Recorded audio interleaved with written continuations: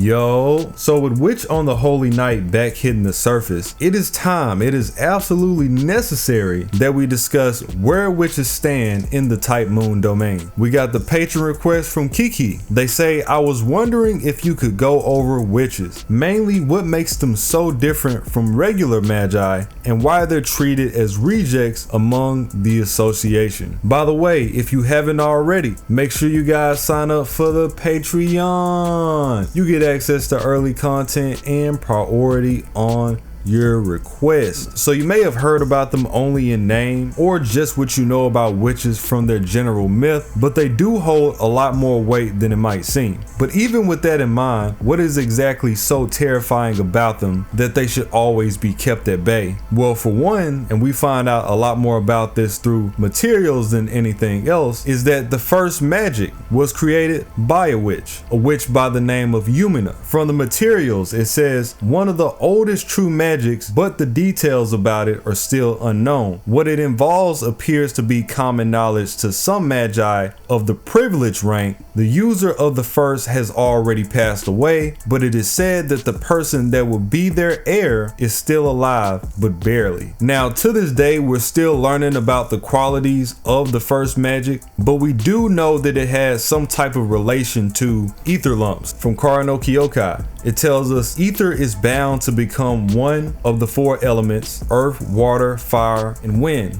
But in the hands of a novice, it would fail to become the element and then materialize. This would be the ether lump. They're completely useless, and in some sense, creating an ether lump is like creating nothingness. It's like nothingness in material form. Looking at it from this perspective makes it sound like true magic. In fact, the ether lumps are originally the first magics, and then it cuts off. And I'm sure you can fill in the blank that it is the base of what the first magic is, or at least some type of element of it. Now, you may have not noticed, but we have already seen what ether lumps look like. We've seen this from the Einsburns. When they create their homunculi and the process actually failed, what they get is materialized nothing. They get an ether lump. So it has something to do in that vein of what being a witch is in their original myth, you know, the essence of making these things out of nothing or mixing different aspects together to come up with something else entirely through what would appear to us as dark ways. We already know that the true magics pretty much act as a cornerstone to the Nasuverse. So the fact that we find out Umina has her hand in this would mean that she would be one of the deadliest mages by default, an actual true magician. We also find that the first magic isn't actually the first magic. So if you weren't already confused enough, that's a little more to be thrown in there to keep it interesting. The reason that the first magic gained its name has more so to do about the actual spell itself rather than the sequence that it came in. In fact, we already know that the third magic came before it. Nasu even goes into this. He says the third magic itself existed before the common era, but it disappeared alongside the end of the gods and can't be recreated. And 1,000 years later, the one that attempted to recreate it was Justice. The reason why the first is called the first is a very special reason due to its special nature. And that just goes back into what we already know with the ether lump situation. But the reason that I bring this up is because it directly ties to when it was actually made. We get this in the case files material, where it tells us on the eve of AD, the Anno Domini calendar was the birth of the wielder of the first magic. And if we cross that, we know that person to be Umina. Now, again, for the longest of time, and even now, a lot of people associated that Jesus Christ was directly connected to one of the true magics. And it only makes sense. And we do know that the Abrahamic God does exist in the Nasuverse from situations like Solomon, when Solomon sent his ring into the future because God told him to. This is just an example of God directly intervening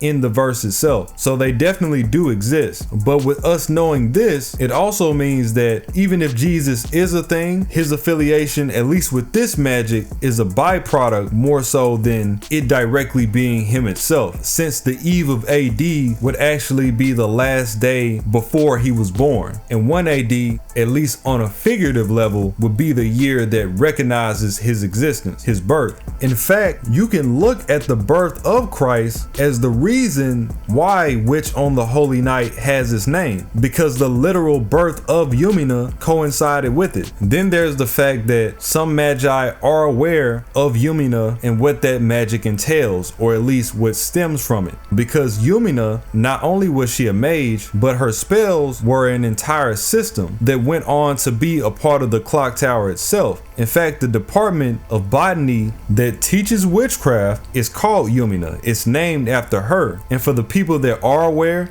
they're at least the rank of cause at the clock tower. Just to give an idea of what level that is, Ritsuka, the main character of FGO, is also of that cause level. So think mid to upper mid tier. The thing is, we've never seen Ritsuka or somebody of his level mention anything of the sort. And the reason being is that it's inclusive. Yes, he does have the proper rank, but he isn't an older member. What they mean is the cause rank and higher from years ago. So it wouldn't be anybody that we're familiar with. It would be more so of the OGs of the clock tower and the people that helped start it. People like Zokin, for example. Although he did come later, he's probably one of the few that actually know. And considering that we know for a fact he studied in that department, I'm sure he does. But again, yes, it was Yumina that started that department, and also she did have some ties with Zelrich. They did know each other because Zelrich too is one of the founders of the association. It tells us,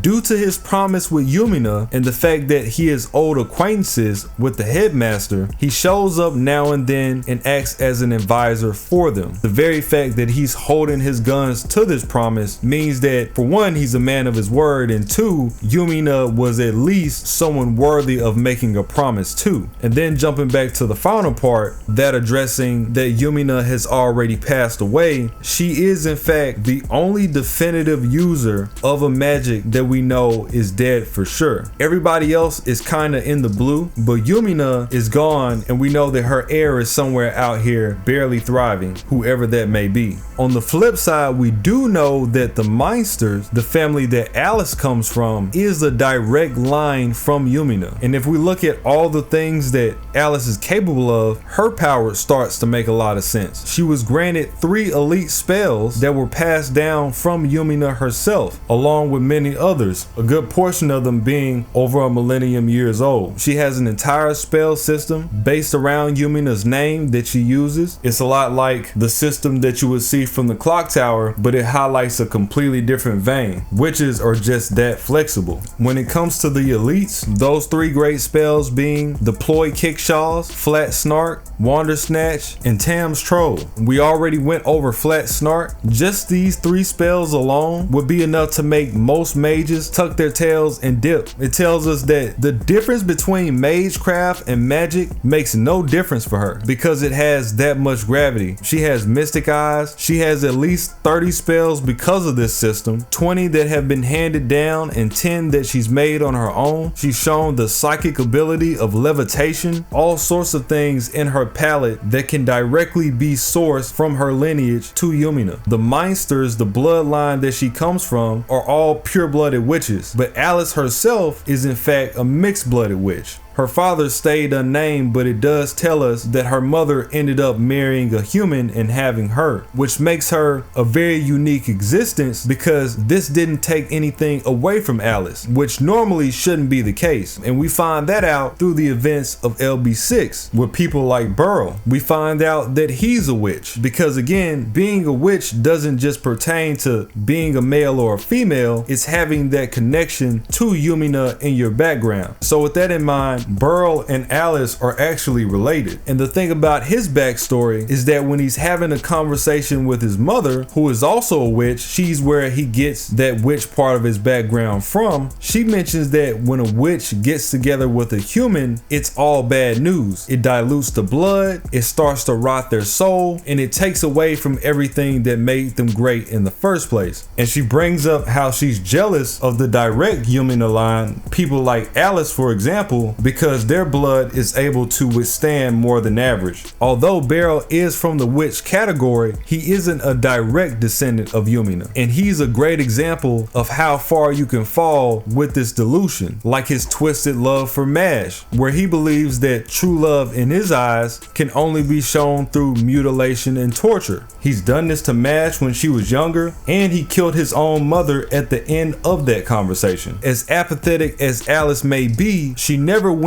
that far. But as I've already mentioned in the story, she was ready and willing to kill both Alco and Sojiro because from her standpoint, Alco had neglected what she considered to be a pact, and they don't take things like that lightly. Few more things that we learn from Burrow's background is that reject aspect that he was asking about. His mother tells him that witches are essentially a counterpart to fairies, and if you've been through the Avalon chapter and you've seen all the fairies in it and what they're capable of and how important they are to the structure of the world, that just goes to show the magnitude that they are. They are in fact a supernatural race. That's what makes a witch in general, and that's why the clock tower looks down on them as rejects, because they aren't actually human. Because over the years, what became the modern day witch is someone trying to blend into society, like a Beryl Gut for example, when in reality they would never fit in, and Beryl was one of those people that never could fit in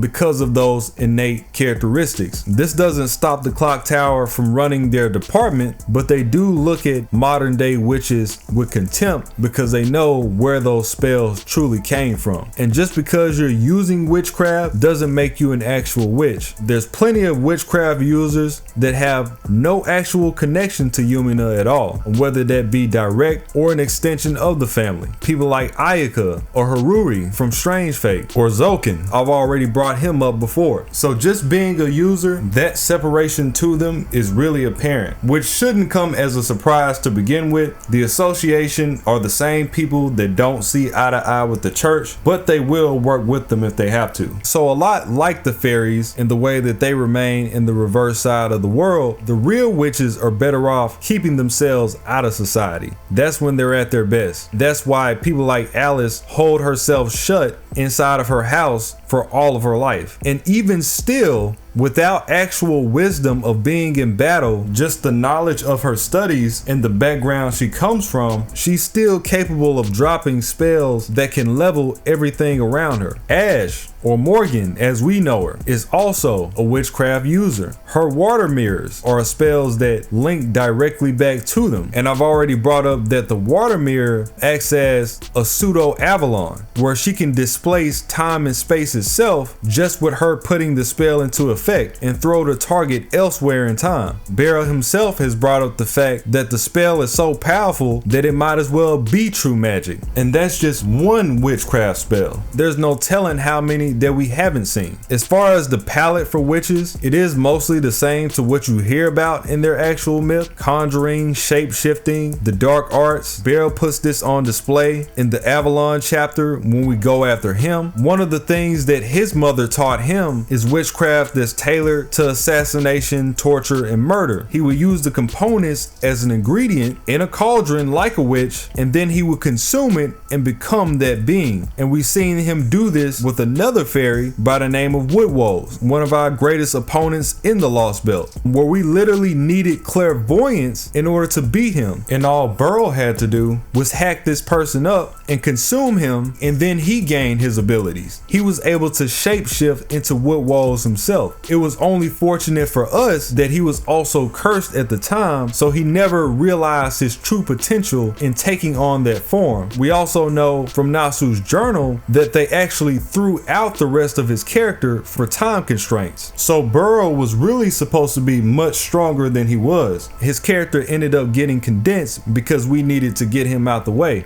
which also makes a lot of sense when you notice how Burrow went down so fast, even though we've been chasing him down for so long. So when it comes to the versatility and how far these beings can go, it's nothing to scoff at. And one last thing, and I'm sure you guys are familiar with this already, is the world of notes. It's been heavily implied through the materials for the Extraverse that the Aylesbury Velesti, which was a ritual that the dead apostles took part in to bring back the dark city, 6 was also a witchcraft spell. To put that into perspective, this same spell is what ended up drawing out all the mana in the planet and putting Earth in a post-apocalyptic state. It literally ruined the planet. Literally a witchcraft spell that caused the world of notes and brought in the types, all of that. And Nasu tells us this also. What is the reason of the mana depletion in the world of Extra? It is the what if scenario caused by a certain ritual that occurred in the 1970s. This ritual is not expected to happen until the year of the 2000s. And of course, they don't mean it happened all at once. It's more so of a gradual effect of the world slowly dying out. So if Yumina wasn't enough to convince you, what Burrow did, even though it was short-lived, what Alice is capable of with little to no battle experience at all, Morgan, Zokin, this race can outright ruin the world given the right opportunity. It's actually insane.